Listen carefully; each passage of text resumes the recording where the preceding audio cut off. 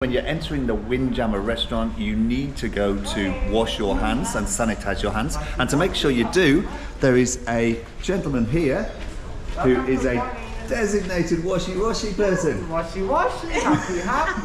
Good morning. Good morning to you. Ati. Atty, thank you, Atty. All right, thank you for keeping us all safe, Atty. Thank you. Okay, so we go around here and into a wash station. Now, you don't have a lot of choice here. You have to go through this wash station in order to get into the restaurant. So, good initiative from Royal Caribbean. Well done. Breakfast in the Windjammer, it's the buffet marketplace, is served until 11 a.m. So, plenty of time if you want to lie in. There is the bakery over at the front, and then various stations, just like there is during lunch, with the sliced meats, fruits and yogurts, and they also put on there whether they're gluten-free or vegan or any other special dietary requirements, which is really useful. Again, the signs say whether they're gluten-free or vegan or any other dietary requirement. Grits, I'm not really sure what grits is, to be honest with you. Cream of wheat. And there's some raisins and sugar. On the international flavours, we've got some boiled eggs, potatoes, pork sausages, beans, scrambled eggs, and English bacon. Go down the other side of this station, see what's on here. We've got some mushrooms and hash browns down here, along with some Asian foods and sambar and some Asian fried rice. In one of the other stations, we've got some different sides there, herrings and cream cheese with some smoked salmon on bagels. Chef is just preparing some avocado on toast by the look of it. And over here we have crispy bacon, classic scrambled egg, and some black puddings. Good morning. Good morning. My friend here is making us some crepes this morning. Yes, it is a great, sir. And your name is? My name is Gali. I'm from Indonesia. Oh, beautiful. Thank you. Yeah, really easy to remember actually. My name is Gali from the Gali. Gali from the Gali. Yeah, easy to remember. And how long have you been on the cruise ship, I've Gali? been on cruise ship like 7 months. 7 months? 7 months. And how long's your contract? 9 months. So 2 months to go. 2 months to go. Then Yeah. back home. Will you be coming back again? So unfortunately not. My next contract is Odyssey of the Seas. Oh, okay. Very nice. Very nice actually. Alrighty. Thank you so much. Okay, we'll try one of your crepes. Thank you, Gali. Take care. Have a great day. Sir. Right next to the crepe station are the toppings, or the things that you can put. There's raisins, walnuts, berries, toasted almonds, chocolate chips, and whipped cream. And whipped cream. Oh my God, our girls would be in heaven with this.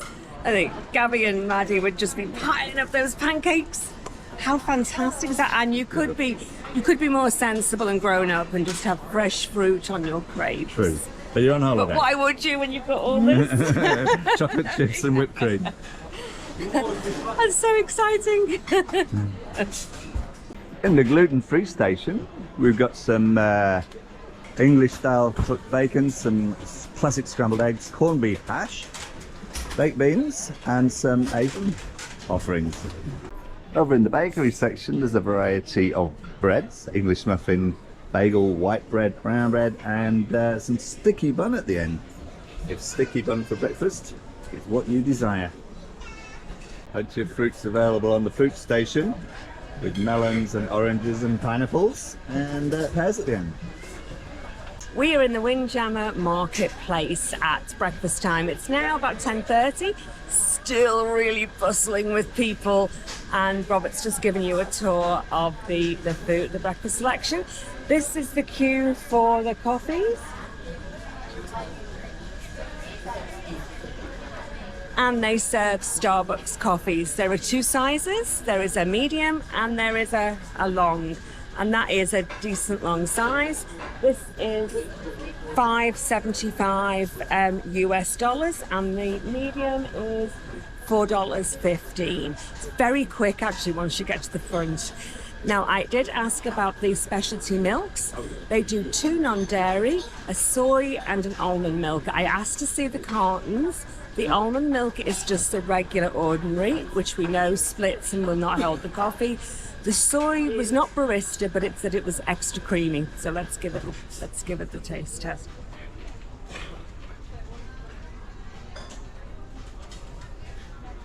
That's certainly better.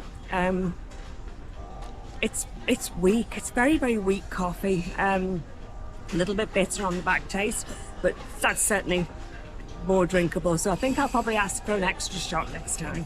The thing to note about the coffee, like as Alison said, it's Starbucks coffee. They use Starbucks beans, but this is not a Starbucks outlet. Now that's important because it's important if you have a drinks package, because on ships which have a dedicated Starbucks branded outlet, those coffees are not included in your drinks package.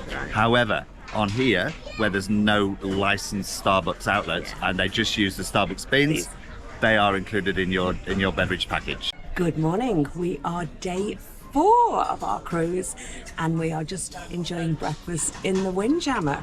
So I found a treat today. Avocado on toast, and then they have all the accompaniments just dotted round, and you just have to go around and find the different things. So I got sort of a little bit of pepper, a little drizzle of oil and lemon juice. Absolutely beautiful. And but I did notice, as to Robert, there's so much food. You could have a carvery if you wanted with gravy.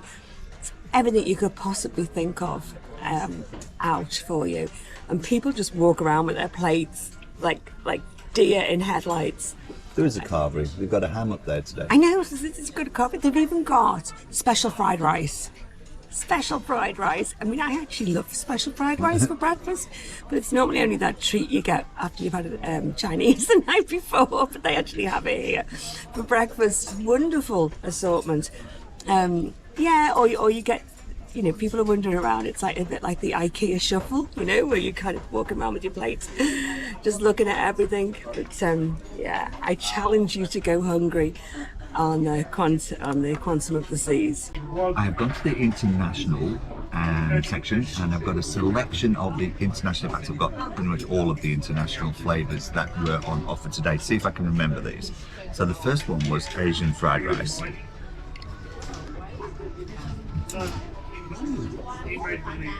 So this reminds me of a Friday night takeaway leftover for Saturday morning breakfast.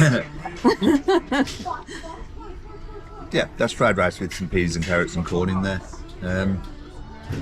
It says fried rice, but it doesn't look very. It doesn't look like it's got egg or like fried, but is it? It is fried. Nice and moist. It tastes like, yeah, it's a nice fried rice. I'm not sure.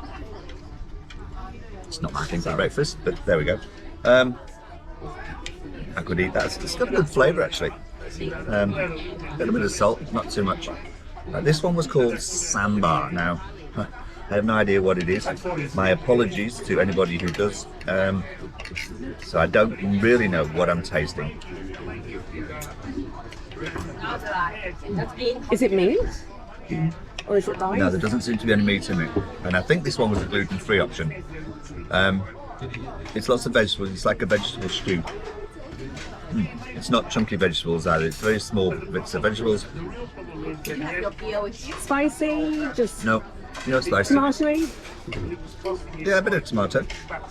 I think there's some lentils in there as well.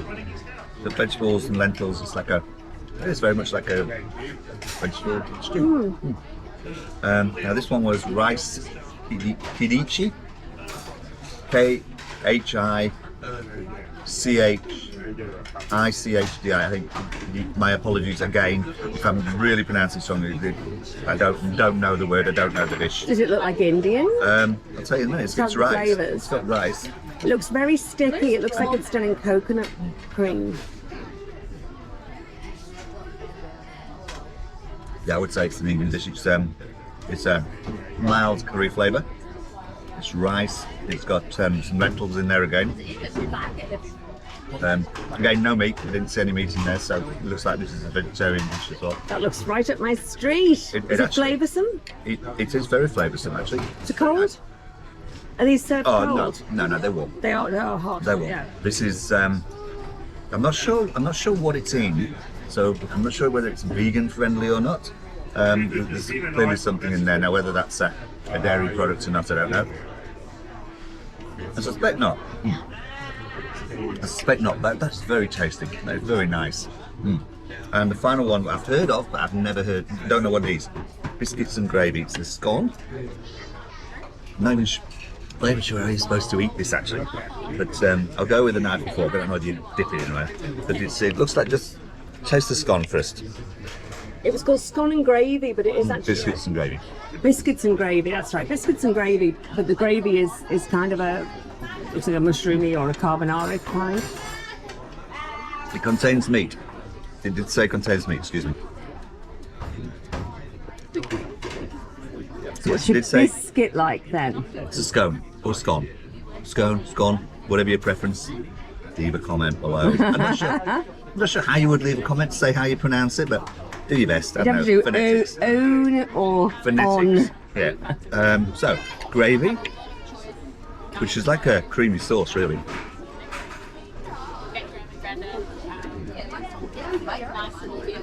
Actually, you were not far off with carbonara sauce. There is some bacon in there. I think there's some mushrooms in there. It's a creamy mushroom. I think the only thing that's stopping it being a carbonara is there's onions, and if I look hard enough, there may be some onions in there as well. So was that hot? That's also hot. Yeah, it's all hot. Yeah. Yeah, I have seen a similar sort of thing with a darker gravy. With I think it's kind of Kentucky Fried Chicken sort of like deep South American style food. Yeah. So would that be something you would go for? It's tasty. It's not. I don't think it's necessarily something I would go for, but it's tasty. If you like biscuits and gravy, then you'll probably like this. That's certainly a different take on breakfast. Okay. You really can't fault the range of food that's available at any time in the Windjammer, but certainly for breakfast there is an array of options: fruit, yogurts, mueslis, toasts, international baked breads and buns and rolls. Yeah, all the full English items, international options, gluten-free options, and cakes. What are they called? Pastries. You just can't fault it. Yeah, so just also to add about the quality of the food, so the meats and the roasts, so that there are roasts out for breakfast, lunch and dinner as well. And huge big pieces of joints. The quality of those looks magnificent. It's not fatty, it's not tough. They look absolutely spectacular. Now, I'm not being an advocate on behalf of all the cruise ships, but just to say that we've had some fellow passengers comment that so on all the cruises we've been on, where they've commented that they've had better food, the food's not up to standard, and that's been on each of the cruise ships we've been on post-COVID. Definitely, I would say this ranks amongst the best of the food, and I guess you have to just bear in mind that food prices have risen unprecedentedly. It's unprecedented. The rate and the increase has risen faster than at any other time in history globally. And for the cruise ships, you are paying for these holidays at a price that is affordable for a lot of families. So we think that the quality and the variety is certainly there. I don't think it's a lot less than pre-COVID. I don't think I'm getting substandard. So I actually think the cruise lines have done tremendously well to keep the prices of the cruises steady, really relatively affordable, all things considered, when you think of the amount of food that we go through on these cruises and the amount of food that we actually waste as well. I think they've done well done to Royal Caribbean. I think it's fantastic.